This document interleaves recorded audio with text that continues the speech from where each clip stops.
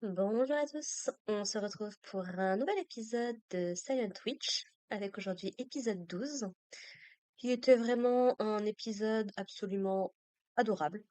Ça va me faire très bizarre quand la série va être terminée, il reste plus qu'un épisode, c'est triste.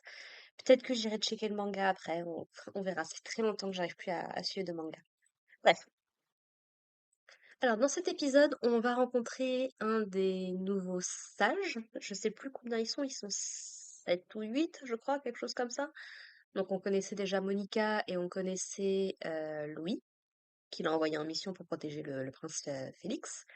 Et du coup, on rencontre, je crois que son nom c'est Marie, et elle, c'est la liseuse d'astres. C'est-à-dire que bah, elle est capable de lire l'avenir dans les étoiles, dans ce genre de choses. Voilà. Donc elle est très très connue pour faire des prophéties et puis pour réussir à lire l'avenir. Donc on la rencontre à l'occasion d'une réunion entre sages. J'ai pas très bien compris si c'était censé être une réunion classique, mais qui sont que trois à s'être pointés, ou si c'était Marie qui les avait invités tous les deux spécialement. Mais voilà, on a quelques idées d'interaction entre les différents sages, un petit peu de leur pouvoir, de ce genre de choses. Donc on sait que Monica est capable de lancer des incantations sans dire un mot. On nous précise que Louis, du coup, il est très doué avec tout ce qui est barrière. On en a un qui a un peu plus d'importance dans cet épisode-là, qui s'appelle Emmanuel, si je ne me trompe pas, qui lui, c'est un joaillier, je sais plus comment ça se prononce ce truc. Mais en gros, c'est les personnes qui taillent des pierres précieuses pour en faire des bijoux, ce genre de choses. Joaillier. C'est comme en France, comme en français, on a des mots avec des lettres, bref. Donc voilà, on a quelques petites infos un petit peu sur les messages, sur les interactions. On a notamment Louis qui est venu du coup s'occuper d'un artefact magique, d'une relique. Apparemment, Monica, elle adore ça, les reliques. Euh, et qui en fait est capable d'absorber la magie contenue dans la terre, si j'ai bien compris, et ensuite qui peut la redistribuer ou s'en servir en sort offensif, par exemple. C'est en tout cas ce que Marie nous dit à ce moment-là. Voilà, donc Monica du coup va participer à un rituel magique qui doit avoir lieu dans une ville à côté, c'est Colapton, je crois que c'est comme ça que ça s'appelle. Ou alors Colapton c'est la fête, je sais plus très bien. Euh, et donc du coup voilà, donc elle s'y rend avec Marie, puis il va y avoir un rituel par rapport à tout ça. Pendant que Louis, qui a bien, du coup bien accompli son travail, décide de rentrer chez lui, retrouver sa femme, du coup, qui, comme on le sait, est enceinte et attend un petit enfant. On découvre également que les artefacts, les reliques, comme donc la tisseuse, de je sais plus quoi, bref, la relique en question, apparemment, sont des objets qui ont une espèce de personnalité, de tempérament. Apparemment, tous ceux qui ont utilisé cette relique-là, c'est Mira, je crois, que s'appelle cette relique. Tous ceux qui ont utilisé cette relique finissent à un moment ou à un autre par mourir. On ne précise pas exactement comment ni pourquoi, mais voilà, le truc existe. Et du coup, donc Louis n'a pas été capable nécessairement de dialoguer comme il aurait voulu avec cette relique. Du coup, il en peut plus, il est en mode, faut que je rentre chez moi me reposer, là c'est bon, j'ai la migraine, quoi. Voilà. Alors, Colapton, Monica, elle devait y participer puisque donc Isabelle l'a invitée à venir. Ça a l'air d'être une espèce de fête. euh, alors, j'aurais envie de dire Halloween puisque les personnes se déguisent, mais ça a un plus un côté fête des morts comme on peut retrouver en Amérique latine notamment, je crois. Ou alors notre Toussaint à nous, par exemple. En gros, c'est une fête où on célèbre les morts. Il est dit que le gardien de la porte, j'ai envie de dire des enfers, mais en tout cas du royaume des morts, profite de cette fête pour se balader incognito dans les environs. Que du coup les morts en profitent, vu qu'il y a plus de garde, pour aller un petit peu visiter le monde des vivants. Et du coup, pour leur permettre de retrouver leur chemin et de repartir en paix globalement, quoi, les gens, ils se baladent avec des petites clochettes et ils font teinter des cloches pour les guider vers l'au-delà. Donc voilà, c'est une petite fête bien sympathique, qui du coup parle un petit peu à Monica, puisqu'on sait que son père est décédé il y a quelque temps. Donc voilà, ça lui permet. C'était Isabelle, du coup, qui l'avait invitée. Donc Isabelle, la jeune fille qui joue sa demi-sœur arrogante et méchante, quoi. Mais du coup, voilà, Monica lui dit, bah, je suis désolée, j'avais déjà un truc de prévu, donc je vais pas pouvoir venir. Et c'est là où on voit quand même l'évolution du personnage de Monica, c'est elle prend quand même le temps de dire à Isabelle, mais la prochaine fois que la fête aura lieu chez vous, eh ben, je serai contente d'y aller avec vous et tout. Donc voilà, on sent qu'elle commence un petit peu plus à s'affirmer, à se sentir un peu plus à l'aise avec certaines personnes. Voilà. Mais le gros de l'épisode, qui est juste adorable au possible, c'est que Monica va tomber sur le prince Félix, qui apparemment lui aussi il est venu complètement incognito, sans garde, sans personne. Il y a même pas Elliot ou Cyril, tu vois, genre, ceux qu'on voit le plus souvent avec lui. Non, non, il est tout seul. Et puis j'aime beaucoup parce il a un loup, donc un espèce de masque au niveau de ses yeux. Il est déguisé et tout. Et il a plutôt la classe quand même comme ça. Et il est plutôt pas mal. Donc voilà, donc les deux vont se croiser à cet endroit-là. Monica se dit, bon bah, vu qu'il a pas de garde ni rien, on va quand même rester à côté, tant qu'à faire. Elle va brièvement être aidée du coup par un marchand ambulant, d'aucuns pourraient dire un escroc, ou comme un certain personnage de la série Kaamelott dirait, juste un gars futé. Donc apparemment c'est le gars comment est-ce qu'on peut dire ça? Qui avait dessiné le symbole d'une des familles nobles, je crois, ou quelque chose comme ça. C'était à l'époque où Casey, du coup, elle était espionne, enfin, elle était méchante, si on veut. C'est en gros, voilà, il y avait des chariots avec des symboles qui ne correspondaient pas. C'est comme ça qu'ils avaient pu savoir qu'il y avait des trucs louches qui se passaient.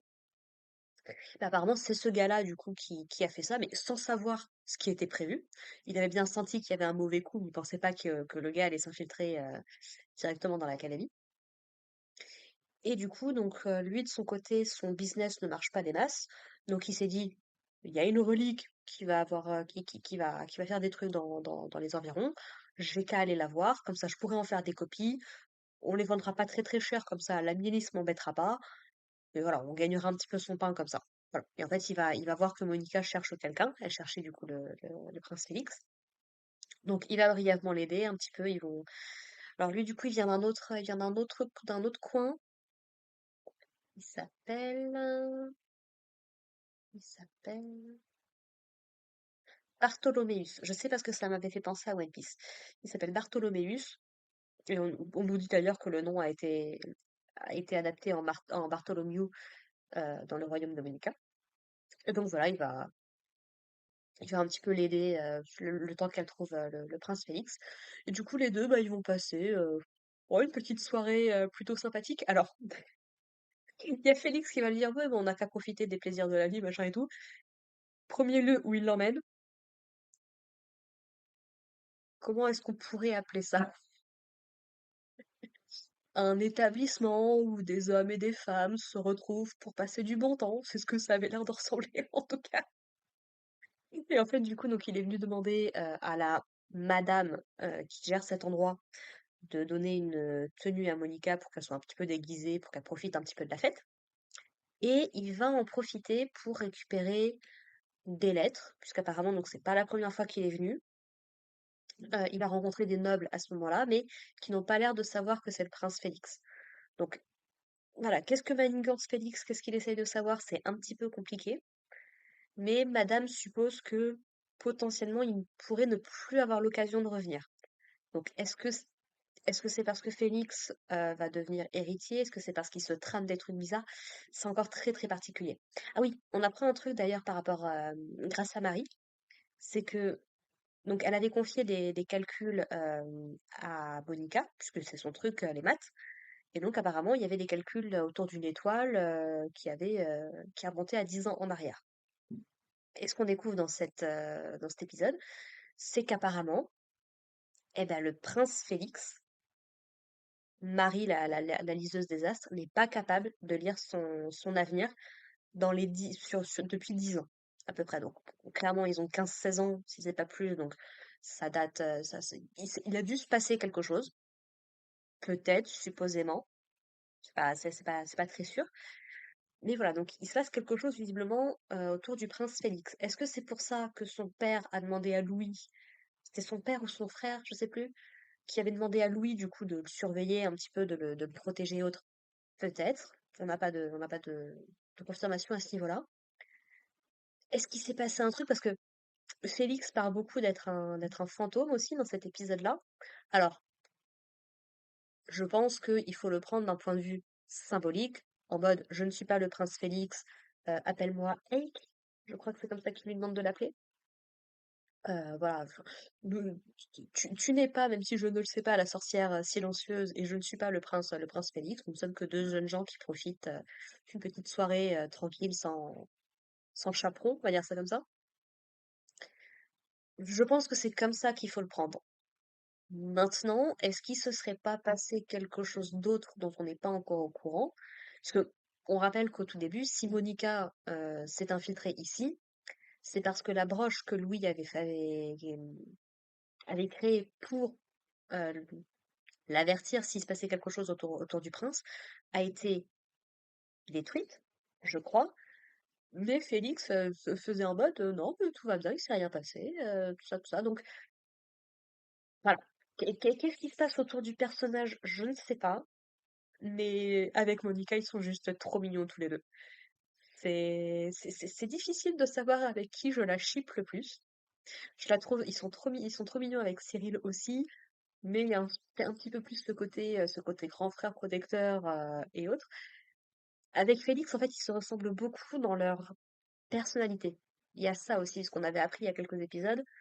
euh, que voilà, Félix n'avait pas toujours été le jeune homme qu'on voit aujourd'hui, qu'il avait été beaucoup plus faible, beaucoup plus timoré, farouche par le passé.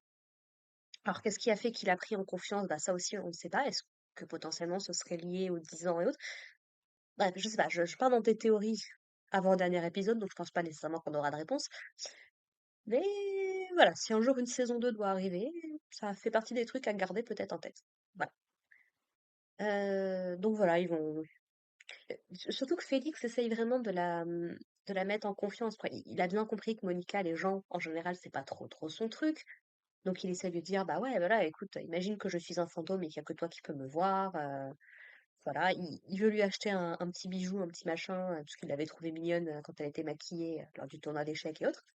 Et du coup, elle va lui dire, bah écoute, moi, le moment qui m'a fait le plus plaisir, c'est le jour où on s'est rencontrés, c'est quand tu as ramassé les noix que j'avais fait tomber, machin et tout.